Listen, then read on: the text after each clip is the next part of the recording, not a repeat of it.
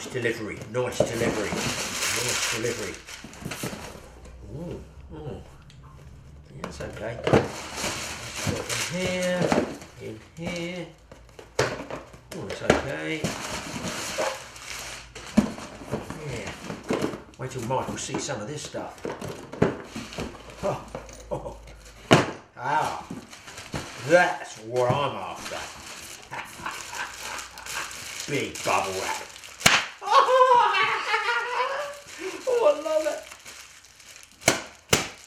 Ow.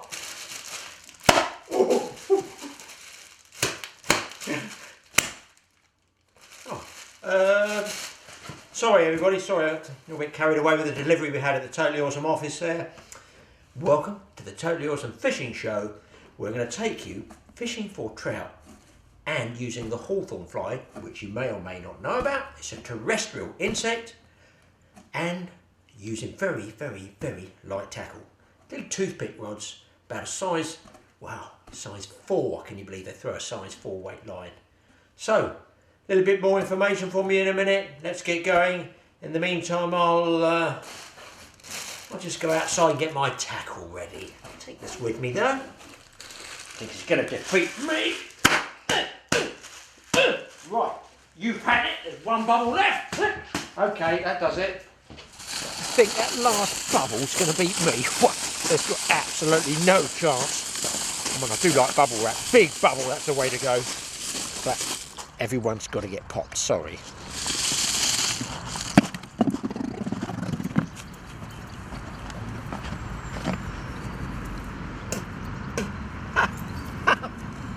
There you are. Catch some of this, buddy. Oh, Jesus. Christ, if she sees that, I'm in big trouble.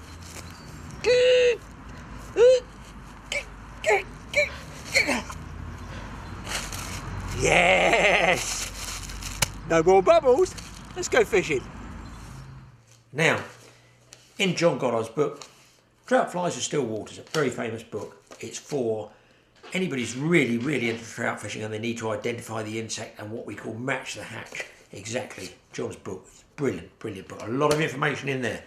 Now, traditionally, on St Mark's Day, which is round about, let's say, 24th, 25th of April, that's the time that they reckon, you know, the trout people, the real purists, about the time that the hawthorns could be on the water. They're blowing off the trees on the water. My theory is that we've had a long, cold winter. The trout are hungry. What's the first fly that they're going to get used to seeing on the surface? Could be the hawthorn. But you know what? I think it could stimulate all fish, coarse fish, anything, into feeding, because they could be the first insect that they see on the surface from a long, cold winter of nothingness. I'm going to give it a try. Well, just a little short 3-hour session. Another totally awesome short session. It's just a Graeme Pullen totally awesome Hawthorn Hunch. So let's see if my Hawthorn Hunch will bear some fruit. Off down the lake. I might even take some of that bubble wrap with me in case I don't catch anything. Let's go. Well, I'm here at the fishery. If you listen carefully, two things you can hear. The sound of silence and birds, but I can hear the sound of those trees rustling. And that's what I like about the hawthorn. I don't want to go in on a still day because these are terrestrial flies blowing onto the water. And generally to be in reservoirs, and obviously where it sweeps across the reservoir, upwind it blows them into the downwind side and they all drift along and the trout find them. On small pools and lakes like here, you know, you need all these trees. We've got plenty of trees around us, so if there's any of those flies hovering around, any hawthorns up there in the bushes, they should get blown on the water. And that's the key, that's the turning point that I think might just tip these browns into a feeding mood and just give me that very slight edge. So there we are, rigged up, tiny number 4 rod. Gonna give it a go. Beautiful setting, beautiful, pretty setting. Possibly not going to be easy, but what can you do? It's a hunch, folks, it's a hunch. Let's get down. I'm going to start at the top pool first and just work my way down, fishing it very, very carefully. Got to be very stealthy here. These ones aren't stupid.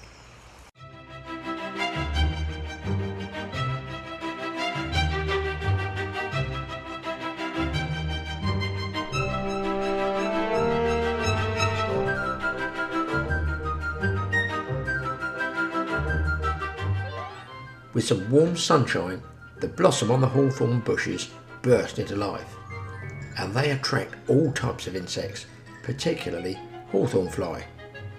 Now, I don't know if the blossom just coincides with the hatching of the hawthorn, or whether the hawthorn fly is actually attracted to the blossom. Either way, it's a sign that the fly fisherman should look out for, as this can be the first insect that kick-starts the trout into a feeding mood. All the tree buds are opening, and even though the water temperature might be cold, you should act on your gut feeling and at least get out on the water.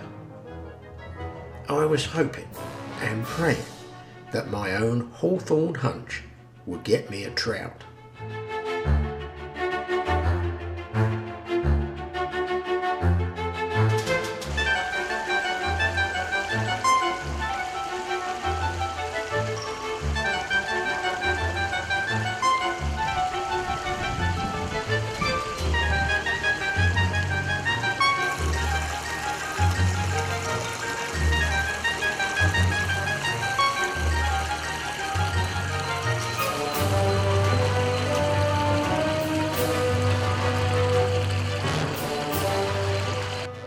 This type of jungle trout fishing is not for the beginners or those with a short temper. Trees, branches and bushes all conspire together to snag your fly, and it's best to learn the technique of backcasting. Watch where your backcast is going and actually cast facing into that gap. Then you shouldn't snag up, but it's not easy. And also learn the roll cast so you can work your fly line out without ever needing to backcast at all. And you can gradually work the roll casts one after another until you get your fly to land exactly where you want it. It's for close range casting, but can often pay dividends in tight spots.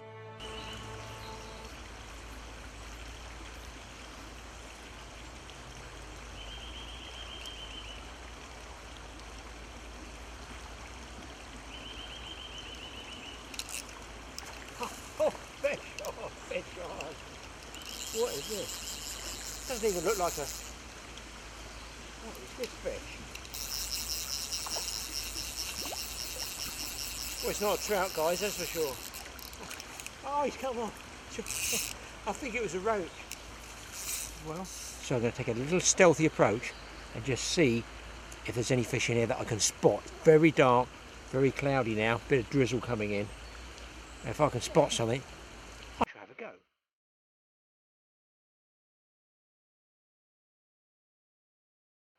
I'm going to have a little ping at it. It's no working cast. We're in amongst the trees. We've called a ping cast. I'm just going to flex it like a catapult. I actually do call it a catapult cast as well. And if I spot that fish again, he's going to get pinged.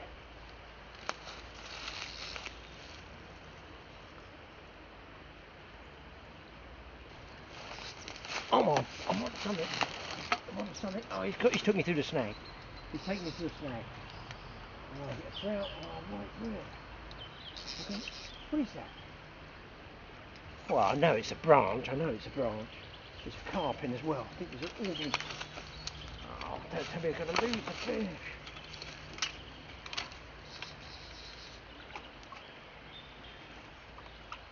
It's not the fish to catch on a 4-way fly rod. With a branch in tow as well. Probably going to lose this.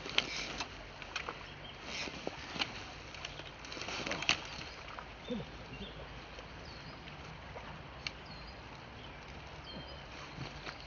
on. I don't get it. It's just so many branches. Oh, got it clear. Come on.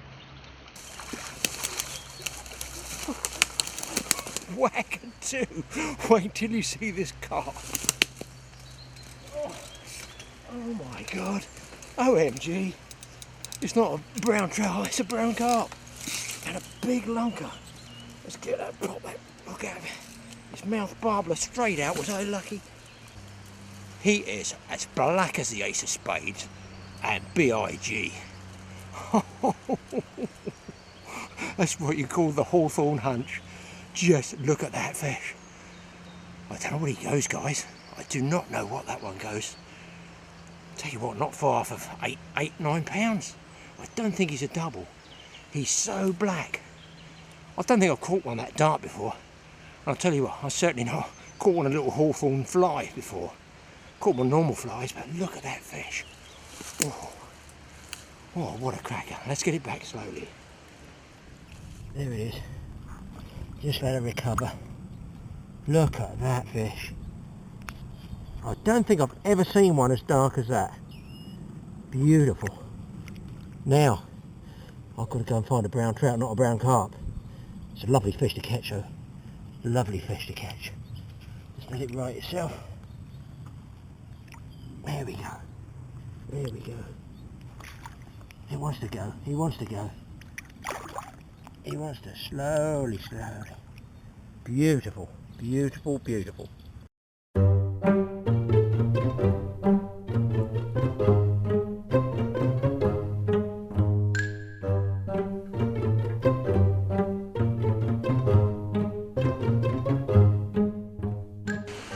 Take a look along this bank here. Very, very, very tight casting here. Unbelievably tight. In fact, it's not casting, it's flicking, helicopter casts, pin casts, roll casts.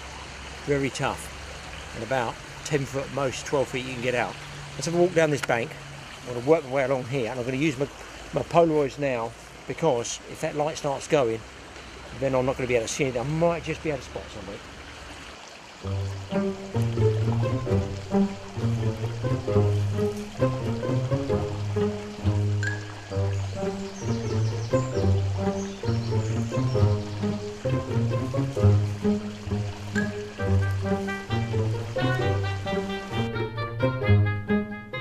Don't forget to work your casting along the margins as well, as you can never tell where those trout will be lying. Anglers often walk right by a trout and never even know it.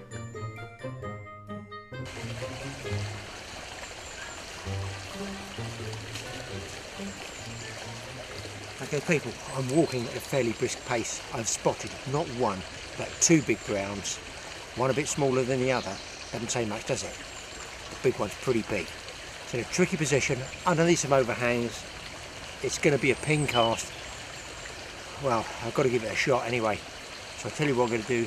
I'm going to set the camera up where I think I'm going to hook the fish.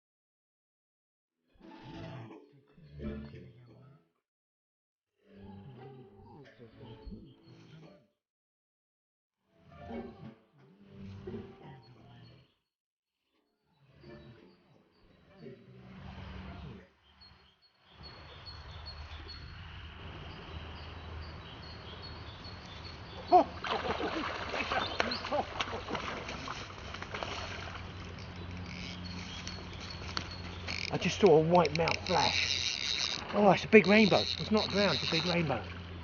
Oh, nice fish. Nice fish. Yeah, actually it's weird. It's a weird shaped one, but let's get it, boys. Let's get it.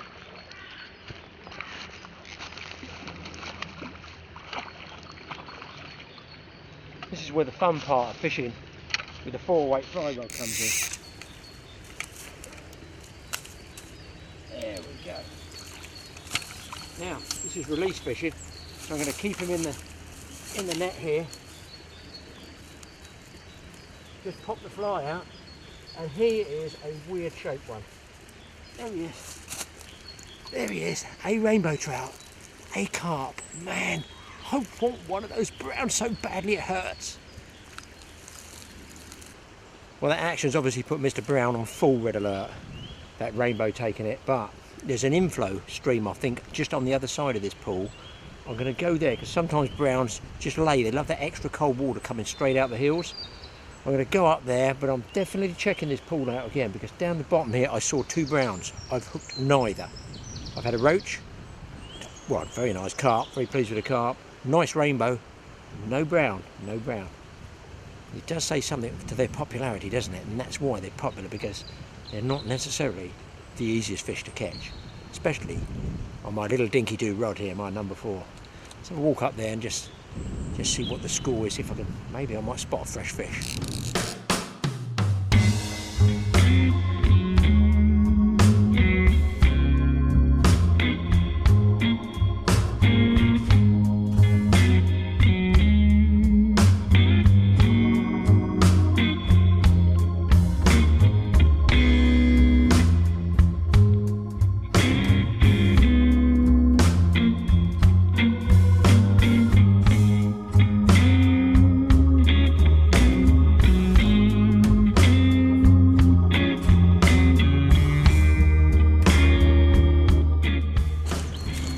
To lay my net up the bank because it's tangling and everything, and it's getting caught in casts.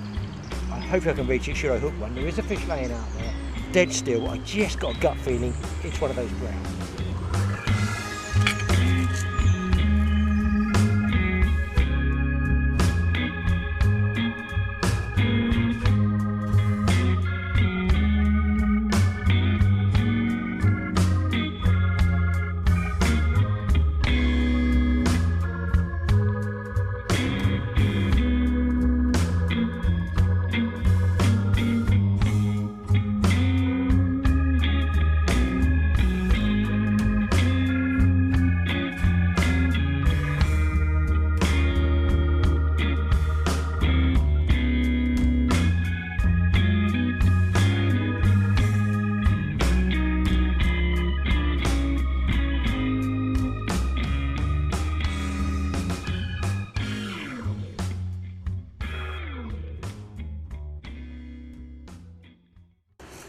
No, it was a brown, but I spooked it, guys.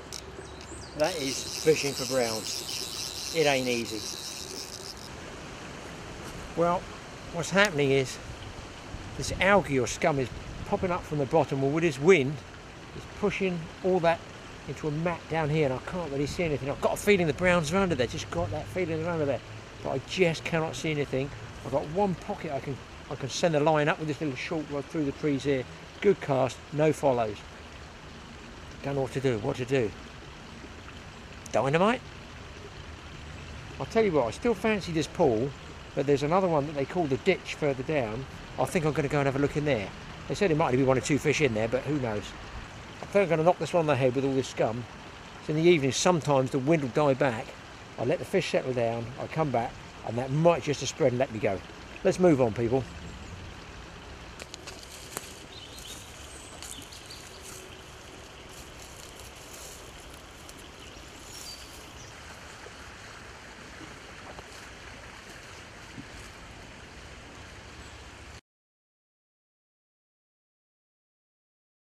Consider yourself a fisherman.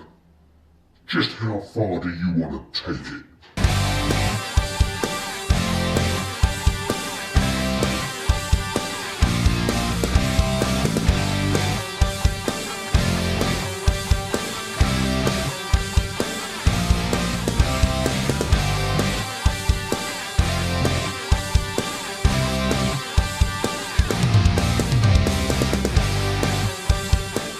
Subscribe to this channel for more awesome videos.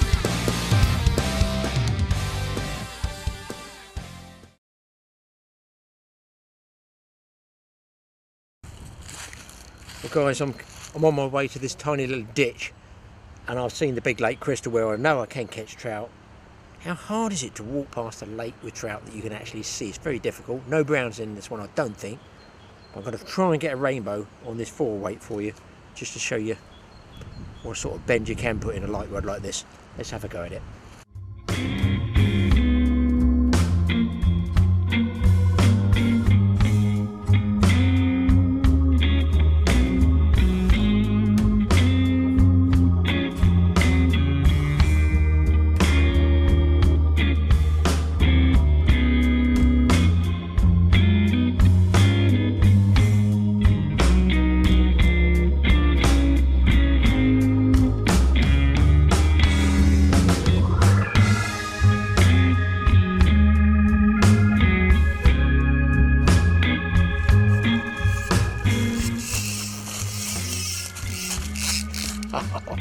There's a very big one out there. I don't know which one I've got. This is a nice fish. And on a tiny 4-weight.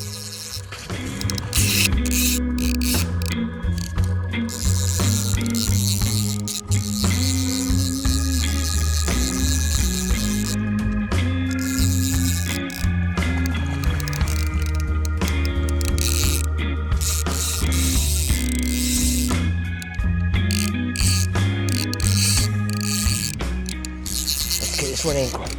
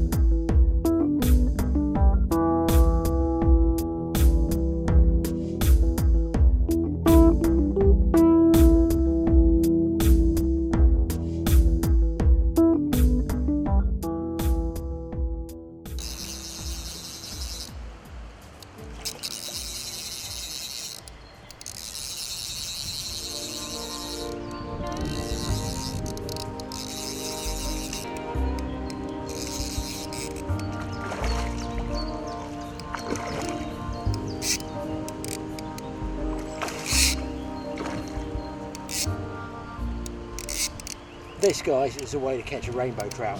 4-weight rod, bent double. Fish looks good 6 pounds.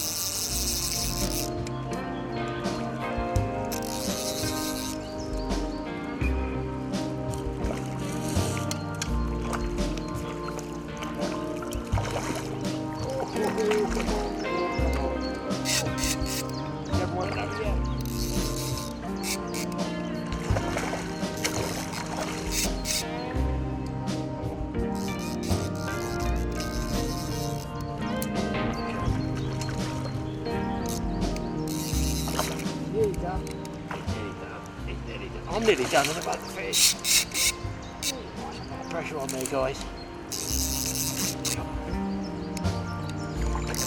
See the size of fish you can get on these little mini stick lines.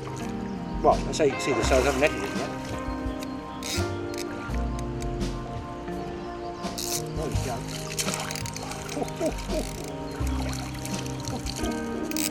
That one is totally toast. Very quick one. Best part 6.5, 7 pounds. What a beauty. Let's get it back.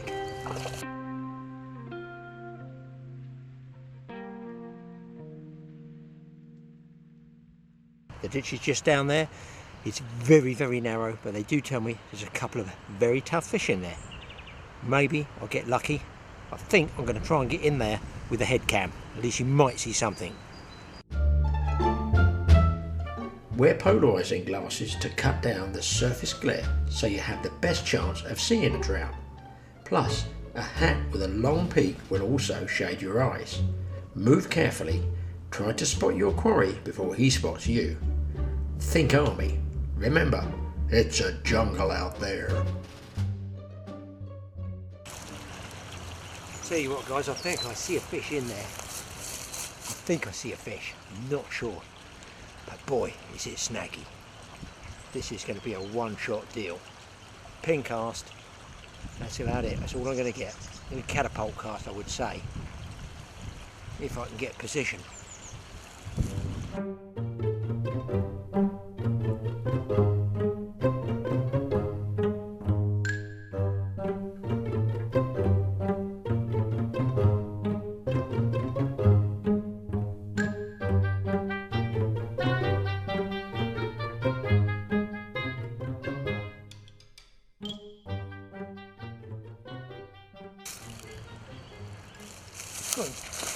fish on.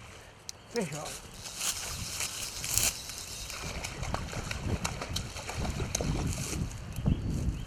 We're in Snag City. Oh, how am I going to get him out of there?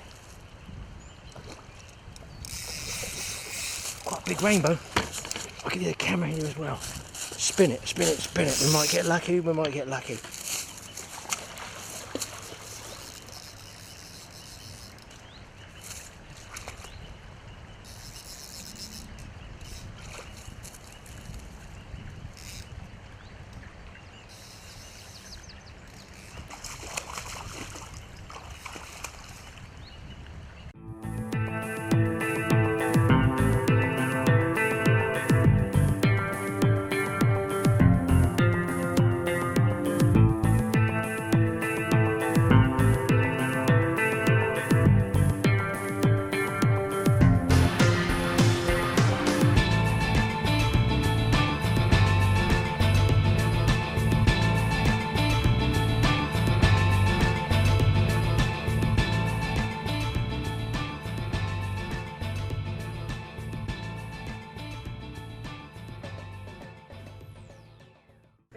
Having had success fishing the ditch, I had to walk past the larger pool again, and yes, we all know I had to have just one more cast.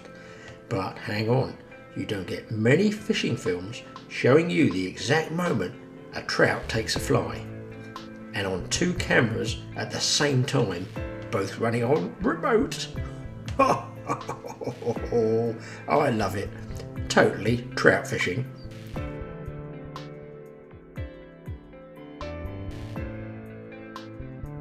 All this action, and I'm only using a 4-weight fly rod. You want the best fishing action? Just tune in to the Totally Awesome Fishing Show. I can make a complete film in just 3 hours fishing, and entirely on my own.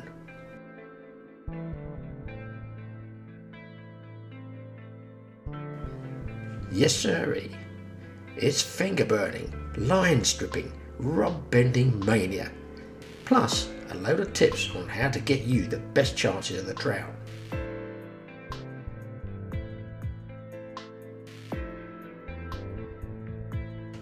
The Totally Awesome Fishing Show, quite simply the best all-round fishing programs that you could ever wish for.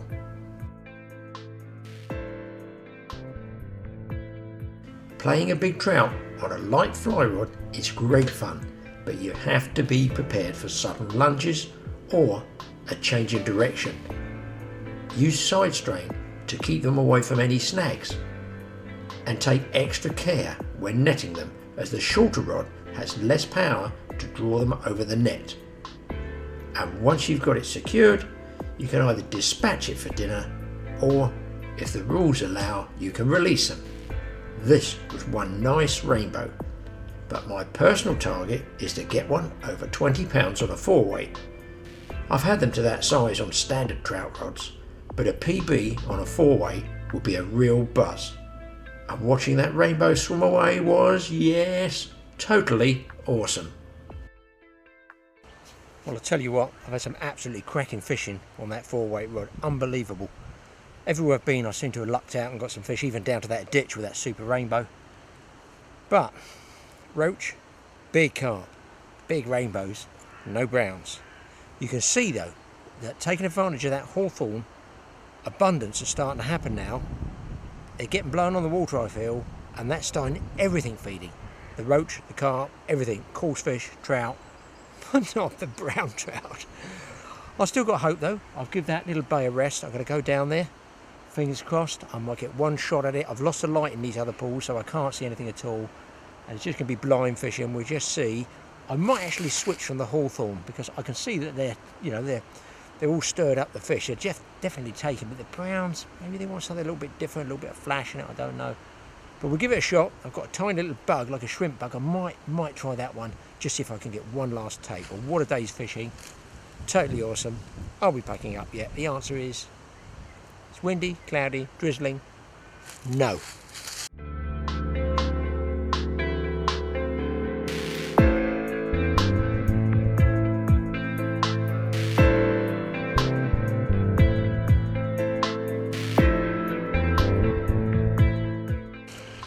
there we go guys, I can't actually pick up this brown, but I've had a fantastic session, 3-hour session. Just goes to show you, you know, that if you have this hunch acting on, the Hawthorn Hunch has worked, has given me some great action. What, 3 hours fishing, off home, a few more casts, but I'm definitely not going to do it with the browns today. However, I shall return. Until next time, tune in to the next totally awesome fishing show.